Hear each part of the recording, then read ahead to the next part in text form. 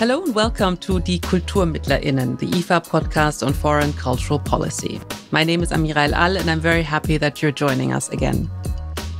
Curating exhibitions is a unique act. The selection of artworks, the presentation in space, adding a narrative to the exhibition. But the role of the curator, as well as the design of modern exhibitions, has changed over the years. Paula Nascimento, our guest in this episode, will tell us more about this in a second. But before that, I would like to shortly introduce her. She's a freelance curator and architect from Angola, and in the past years, she has participated in many interdisciplinary and collaborative projects on topics such as post-colonialism, identity construction, or the contemporary understanding of historic topics. Her curatorial work has been presented in exhibitions in Angola, South Africa, Portugal, Italy, or Mali, amongst others. Welcome to Die KulturmittlerInnen, Paula Nascimento. Hello, Amira. Paula, your curatorial work has traveled around the world. You have curated some exhibitions by yourself, but also many collaboratively with other curators. Looking now at your work and that of others, how would you define the role of curators today? And how has this definition, or let's say the understanding of curating, changed over the years? Thank you for this beautiful introduction and for the question. I think that obviously a major shift occurred with this transition, a long time ago, from the curatorial as being a museum-led profession to becoming, towards the independence and the fact that independent curators kind of operate within a more fluid and sort of open landscape. Obviously, working from a particular space, working from the continent, I'm still based in Angola, even though I'm working internationally and in different spaces. One thing that I can also add to this is the fact that, at least in my context, this is a very new profession and one which is still being kind of understood and defined. I also believe that this idea of the globetrotter curator that is within different landscapes, that is traveling, really has sort of opened up also the core aspects of the profession into a more working across disciplines, working across terrains, working across contexts.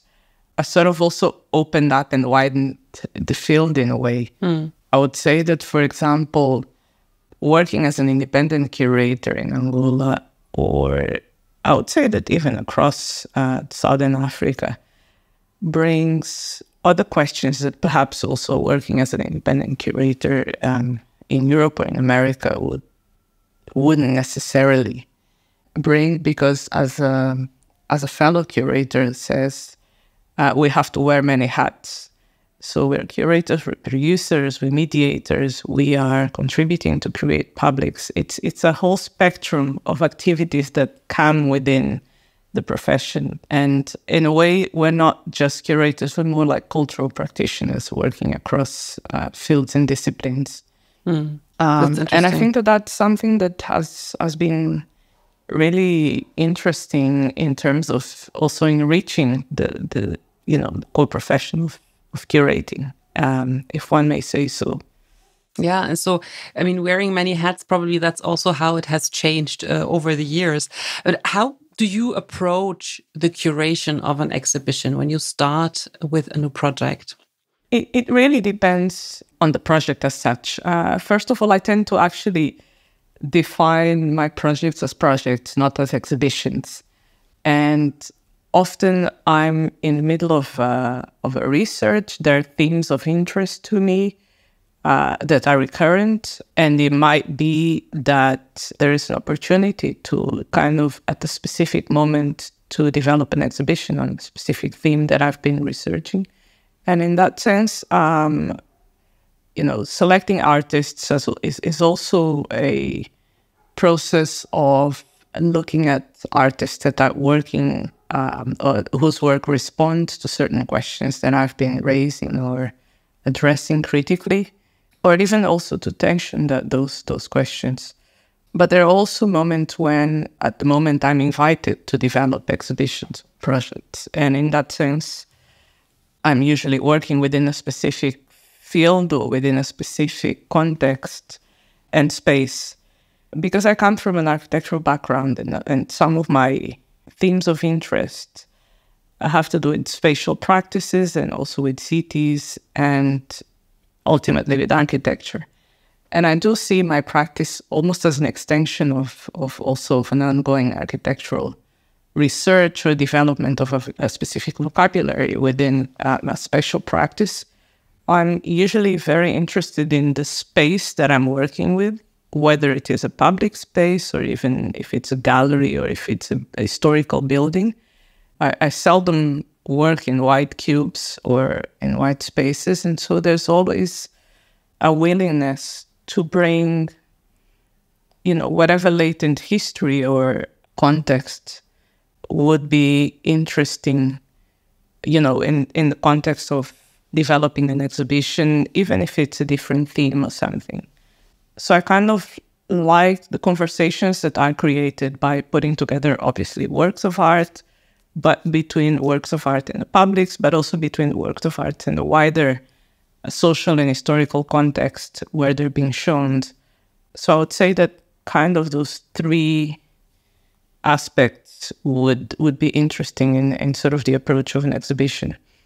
And obviously narrative, again, usually I'm working on things that I've been researching for a longer period of time. And I also see the exhibition almost as an instant within a process of research where we can sort of pause and really have something to add or to bring forward to a wider, to exchange and share with a wider audience.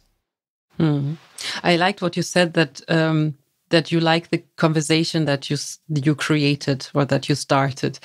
You have often participated in co-curated exhibitions, which is also, I guess, a conversation in a sorts.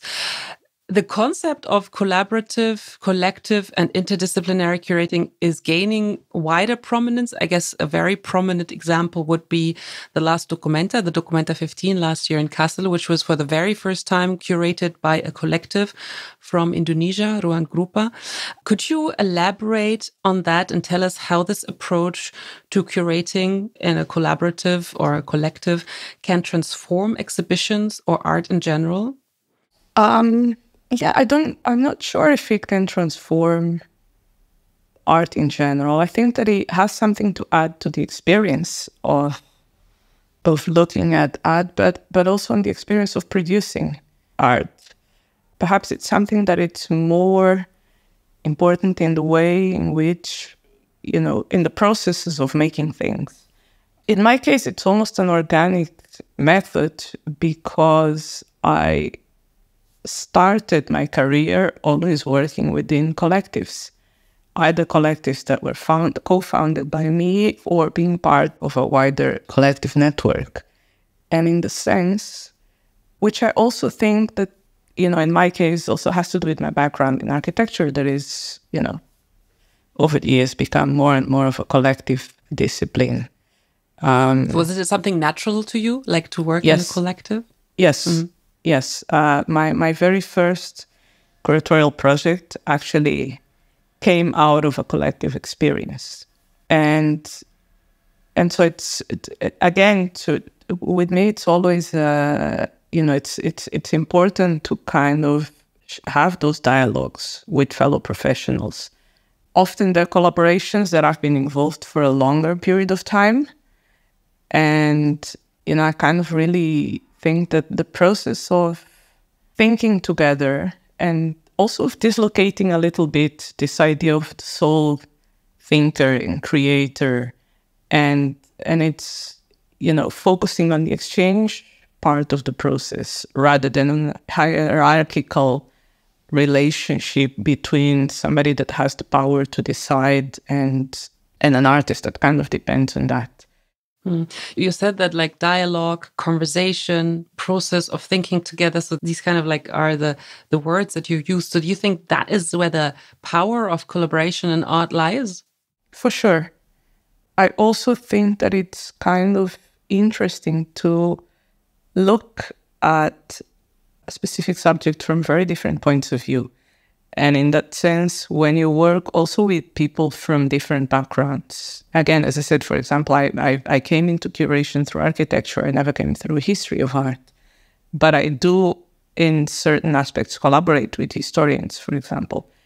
And how we're able to really kind of bring perspectives together. I think that it really enriches the experience of, putting something, a discussion, or an invitation to the public to reflect on a subject in a much more complex and rich manner. And in that sense, I think that it does have an effect on obviously how we think about also the art production, but how we operate within the ecology of art, of the ecosystem of art making.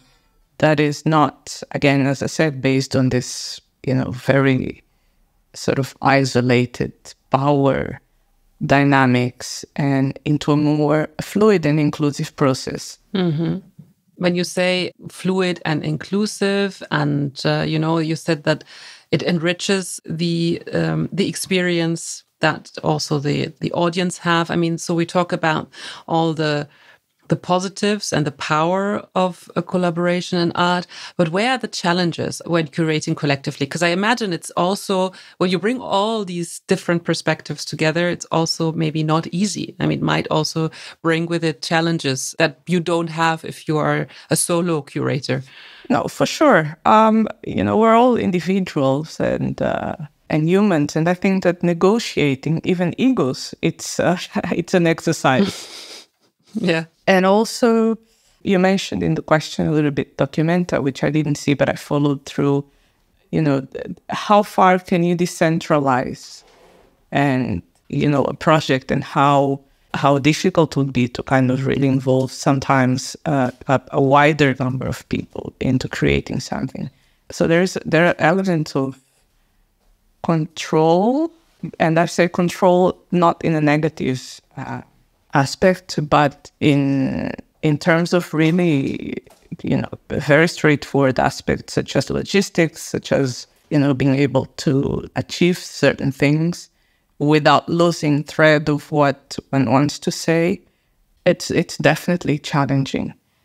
And I think that, but also even in long-term collaborative practices, there are, tensions that need to be addressed from time to time. I like to think of those tensions as something that are part of the process and that we need to, face them rather than look at those things as negatives. I mean, they're part of the process, there are difficulties, but, they're there to be addressed openly. On the other hand, I've been working with different collectives at different times, for example, of my career, and I also understand that things are cyclic, naturally. So there are moments when certain collaborations end, and they just end. Yeah, that's life, relationships end. Things come to sometimes to a natural end. That's true. You said negotiating egos is an exercise as well. That brings me to the question: what effect does collaborative work have on the diversity of artistic voices and perspectives? I mean, does it lead to a broader representation of art forms or awareness of unequal power structures, for example? Because you also talked about, the element of control. Yes, when I mention control, I mean, maybe it's not the right word, but it's the word that comes to mind. And I'm talking about very pragmatic aspects. But I do definitely believe that, there is an advantage in terms of thinking about representation of different forms of, different practices, but also of different artists coming from different backgrounds and different locations. If one may say, the fact that, for example, when we look at bigger exhibitions, and even these days when you have a single curator, you tend to have advisors, and you tend to have conversations with people in different locations. I think that that's an effort to kind of understand on a wider perspective that it's never universal. We'll never get to that. But what's happening somewhere else, and I think that is the opening up to of conversations to also to other disciplines. On the one hand, reveal very much these inequalities existing in the art sector and the power structures, but can also be a way to, tend us towards a more inclusive future. That's interesting because, that you say more inclusive future and opening up conversations. Would you say that collaborative and interdisciplinary curation could be considered a response to a changing society that is becoming more aware of its structural problems? I mean, there's a lot of things changing right now. I don't know if it's a response to the status quo, but it's definitely a method or a possibility for a type of response, or for at least addressing these difficulties that we all know that we have and understand that they are there. Even if I don't really believe that this is the sole solution for it, or that there is one answer that will get to a ideal place because of those practices. But I think that there is a huge contribution in that. When you talk about contribution, what messages do you want to convey, or which discourses do you want to initiate and move forward through your work?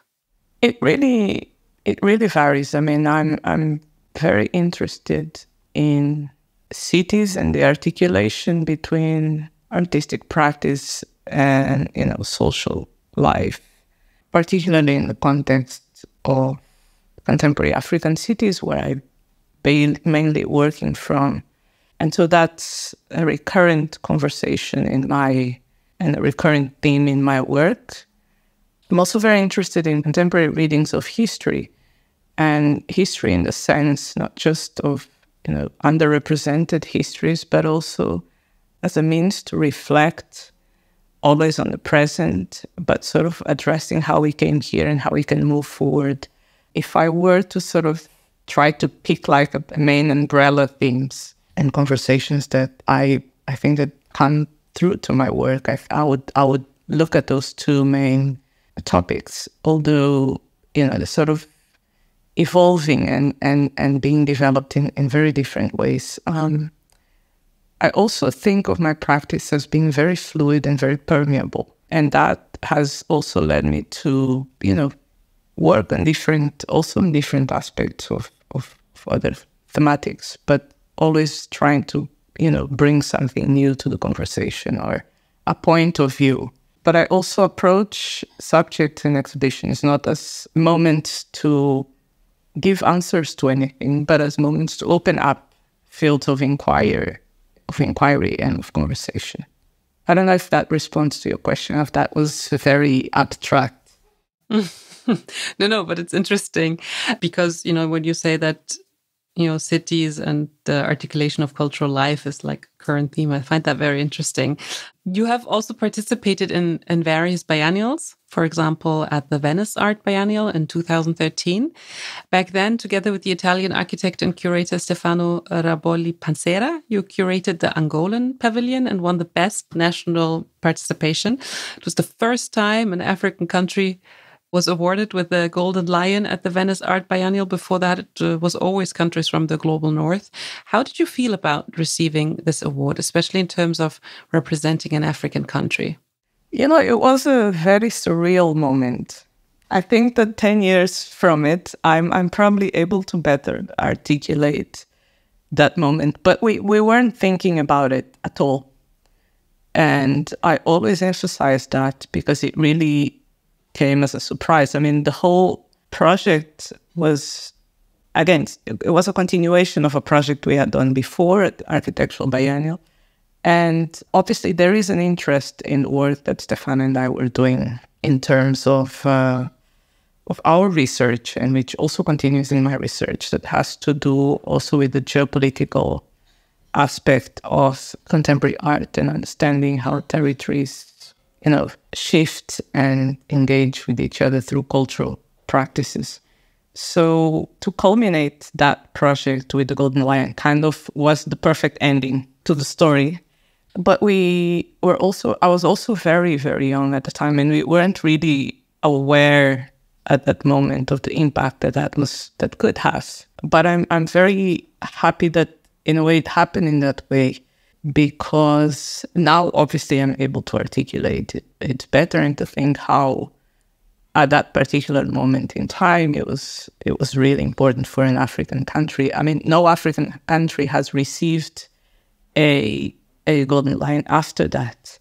I think that says more about the dynamics of what goes on also in the countries, not just at biennials, but a lot has happened in terms of increasing also the number of participations and on the way in which countries also approach biennials such as Venice.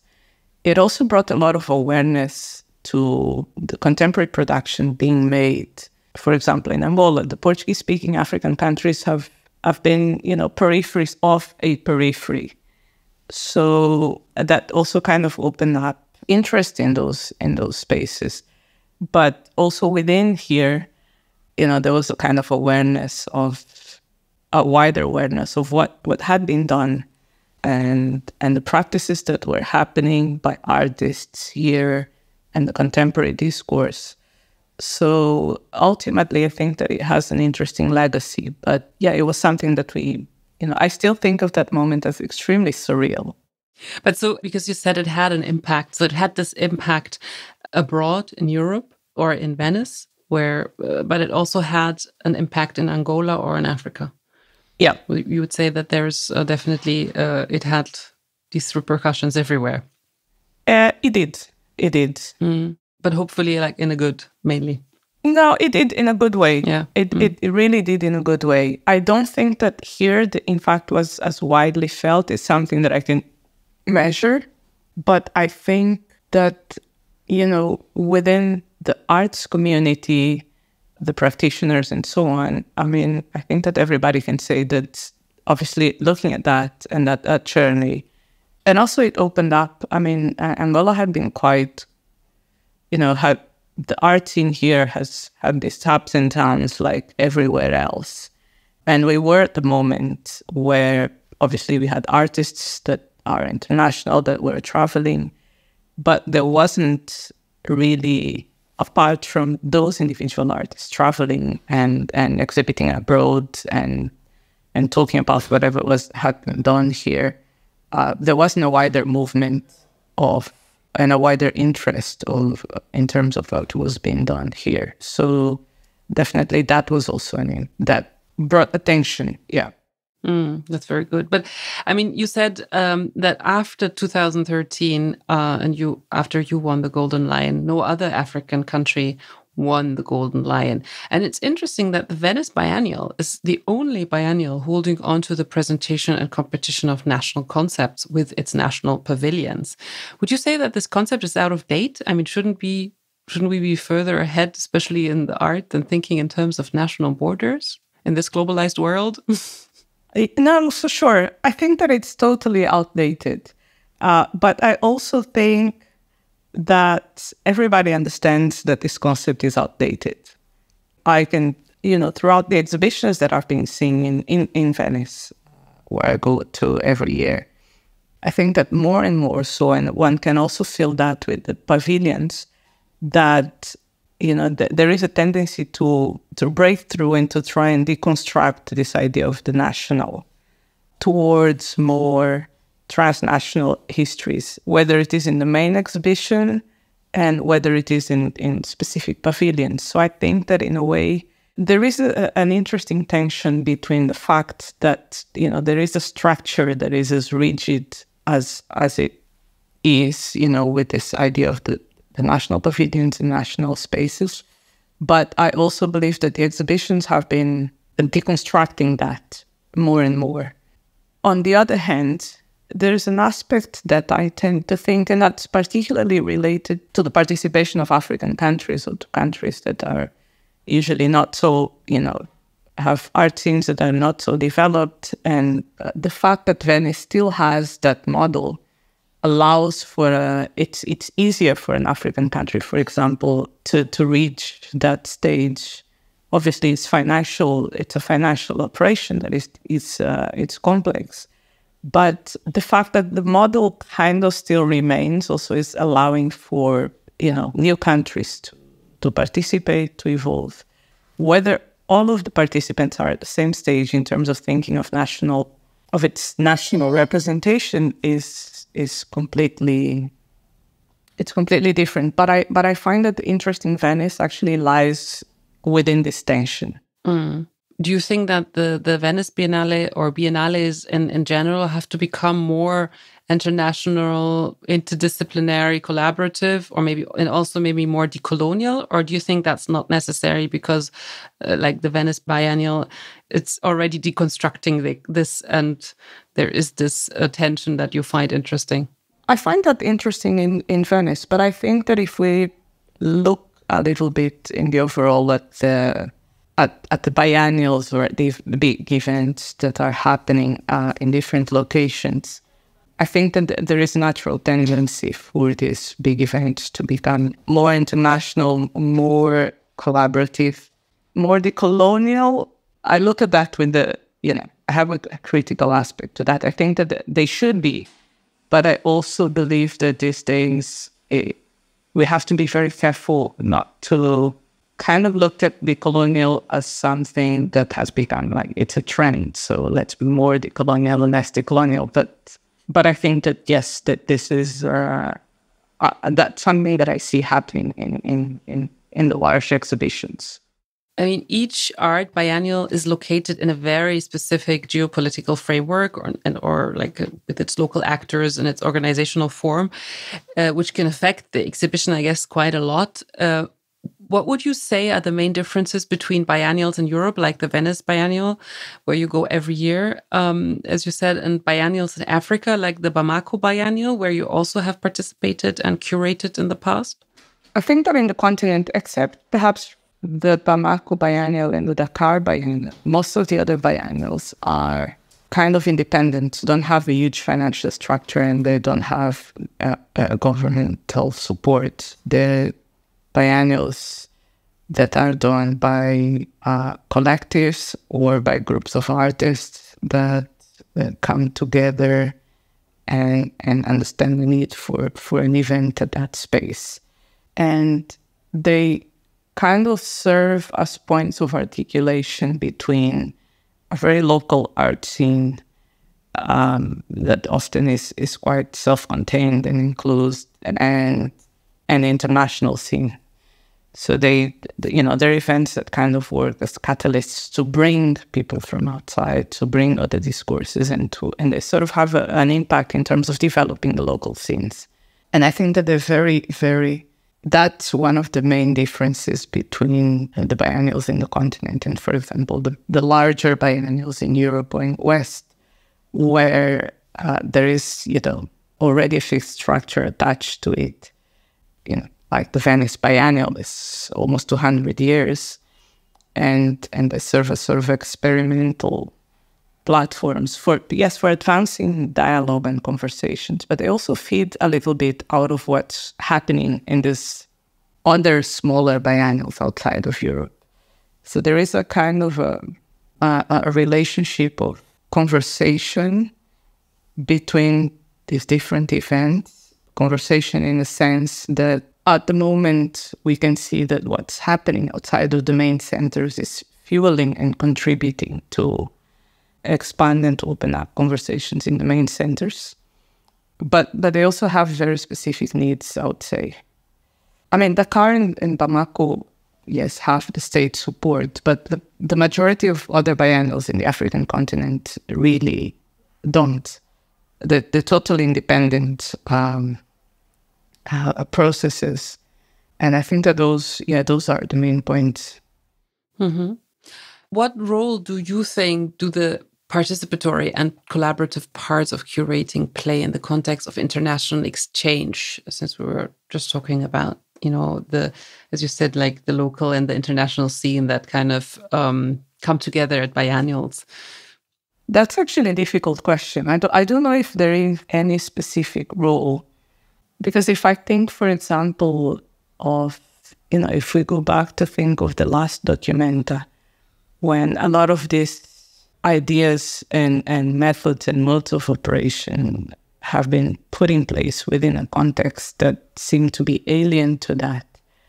And even though it's an event that definitely will have a lasting impact in the way in which large exhibitions and large events are put together, there was also a number of problems sort of that were revealed by this approach. So I'm very skeptical in terms of thinking whether this really has a role within the context of international exchange, or whether it is a moment of, trying to appear that these things will have a role in terms of changing the wider conversations on, cultural and art practices. You curated IFA's digital exhibition, Are You For Real?, with various artists and curators. What meaning does digital technology or the virtual space have when it comes to art and curating? How does it change the way in which art is being curated and also experienced by the audience, do you think? It's a totally different experience. We used to go into spaces to see physical objects. And I think that the material is still, and materiality and this personal interaction with objects is still a very important part of the, experience of art.